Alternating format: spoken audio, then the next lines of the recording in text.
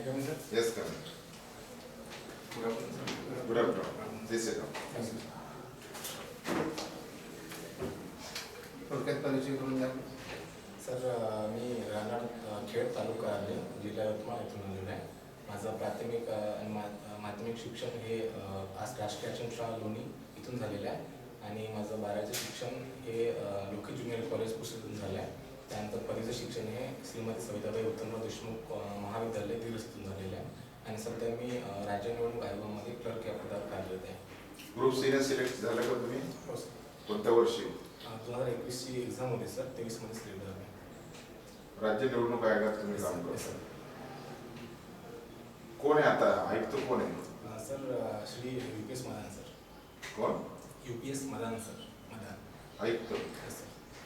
मुख्य निवडणूक आयुक्त कोण आहे राज्याचे? सर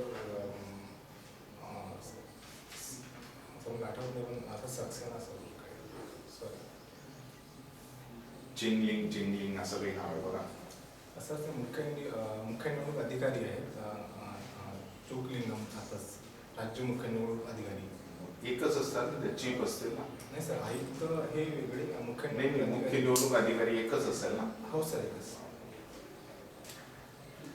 ठीक आहे, चला हरकत नाही. ते पूर्वी कुठं काम करत होते? काय नाव त्यांचं? आयुक्त की मुख्य निवडणूक अधिकारी असं त्यांच्याबद्दल मला नाव काय त्यांचं? नावचं सांगा. सर त्यांचं सरनेम आहे चोकलिंगम. चोकलिंगम हे पूर्वी यजदामध्ये काम करत होते का? हा माझा प्रश्न आहे. सर मी एवढी माहिती मला नाही त्याबद्दल. ठीक आहे, आपण कोणत्या विजय मधून आलात का? हो सर. विजय डी का? सर विजय एन डी का काय? सर विजयी. विजय ए. सर. ओके.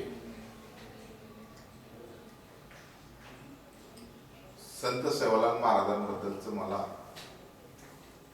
2 असं वाक्य सांगा की ते पोलीस प्रशासनाला फार उपयुक्त आहे.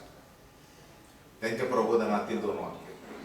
सर मी शक्यतो असं मला माहीत नाही आहे, पण सर एक समाजसुधारक म्हणून त्यांची ओळख झालेली आहे आणि एक समाज म्हणून आणि एक प्रवक्ती म्हणून आणि एक जे की लोक आहेत त्यांना एकत्र करून कसं चालायचं हे त्यांच्यामध्ये थोडं गुण होतं असं मला वाटतं. पोलीस अधिकारी काय व्हायचं तुम्हाला? आता तुम्ही मस्त निवडणूक आयुक्त कार्यालयात क्लर्क म्हणून काम करताय, ते असताना तुम्हाला पोलीस प्रशासनात काय यायचंय? सर एक अशी माहिती आहे की निवडणूक आयोगामध्ये पदावर नियुक्त व्हायच्या अगोदर मी एक्झाम दिलेली आहे. हे क्रायटेरिया मी पूर्णपणे अगोदरच केलेले होते आणि माझा एक मूळ ध्येय हा होता की मला पोलीस डिपार्टमेंटमध्ये यायचं होतं. आता सध्या EVM मशीन, त्याचं लॉंग फॉर्म काय?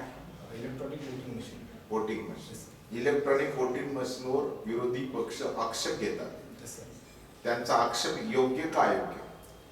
सर माझ्या मते योग्य आहे सर. योग्य आहे का?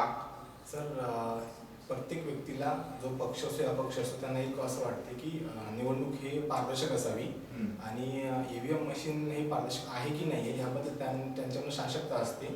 तर प्रत्येक नागरिकाला असं अपेक्षा असते की निवडणूक हे पारदर्शक असावी, पूर्णपणे निर्भयपणे असावी.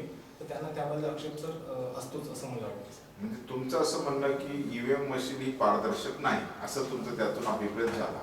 नाही सर, असं नाही, मला असं नाही म्हणायचं. मग कसं म्हणायचंय? सर मला हे म्हणायचं आहे की जो नागरिक इलेक्शनमध्ये उभा राहतो किंवा जो मतदान करतो तर त्यांची अपेक्षा अशी असते की इलेक्शन हे पारदर्शक असावे आणि EVMवर यासाठी आक्षेप केले जातात की त्यांना एक हे डिव्हाइस वाटतं. पण आज तुम्ही निवडणूक आयुक्त विभागामध्ये काम करत असताना तुम्ही ती पारदर्शकता समजून सांगायला पाहिजे ना? Yes sir.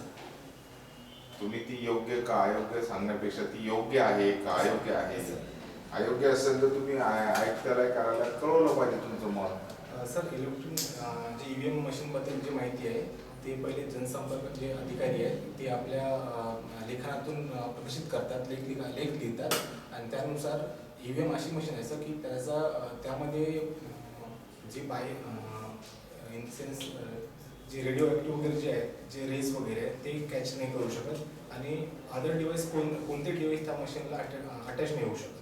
म्हणून सर EVM मशीन हे पूर्ण पारदर्शक आहे. आता जे इलेक्शन इंक असते माहिती माहिती आहे ना? Yes sir. कोणत्या बोटाला लावतात ते सर डाव्या बोट कोणत्या उजव्या हाताच्या का सर डाव्या हाताच्या एकच बोट कोणत्या बोटा? कोणत्या मोठ्याचं नाव काय? 5 मोठे आहेत. सर सॉरी मोठा असतो. आता तुम्ही त्या खात्यात काम करताय, तुम्हाला इलेक्शन कोणत्या बोटाला लावताच माहिती असायला पाहिजे. चला ठीक आहे, इलेक्शन इंक मध्ये कोणतं केमिकल असतं ते मला सांगा. सॉरी सर मला माहिती नव्हतं.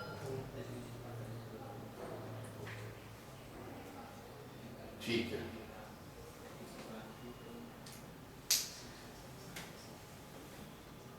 पोलीस कस्टडीमध्ये जर एखादा आरोपी डेड झाला असेल तर पोलिसांविरुद्ध कोणत्या कलमाखाली कारवाई होऊ शकते?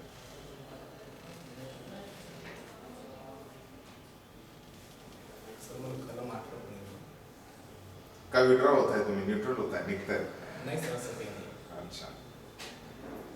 आता मोटर व्हेकल ऍक्ट आलेला आहे ओके सर. नवीन. Yes sir. 18 वर्ष वयोगटातील जर एखाद्या मुला किंवा मुलीने जर गाडी चालवत असताना तिच्या हातून किंवा त्याच्या हातून जर ऍक्सिडेंट झाला येस सर. तर तो गुन्हा कोणावर नोंदला जातो? सर 18 वर्षापूर्वी व्यक्ती असेल तर जो व्यक्ती ऍक्सिडेंट करणार आहे त्या व्यक्तीच्या नावे. 18 वर्षाखालील म्हटलं. असं पालकांना. मग ते कोणत्या कलमाने, काय त्यांना काय पनिशमेंट आहे, काही माहिती तुम्हाला त्या ऍक्ट बद्दल? Sir sorry sir. किती मार्काचं लीड आहे तुम्हाला याला? Sir 15 marks. ठीक आहे. काय शिक्षण झाले? सर कला शाखेतून पदवी केलेली आहे तुम्ही. कोणत्या विद्यापीठात? संत गाडगेबाई अमरावती युनिव्हर्सिटी. संत गाडगे बाबांवर लिखित एखाद्या पुस्तकाचं नाव सांगता येईल?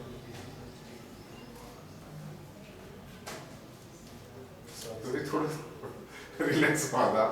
मला असं वाटतं की तुम्हाला अजून थोडं बोलके करावं लागेल मला. संत गाडगे बाबा यांचं प्रबोधनात्मक काही वाक्य आठवतं का तुम्हाला? सर एक भजन आहे ते गोपाला गोपाला देवपूर्ण गोपाल हे भजन आहे सर. बस प्रबोधनात्मक आहे. प्रबोधनात्मक वाक्य विचारलं तुम्हाला. समाजाचं प्रबोधन, समाज परिवर्तन. सर असं नाही. ठीक आहे. NIA आणि CBI याचा नेमका फरक काय?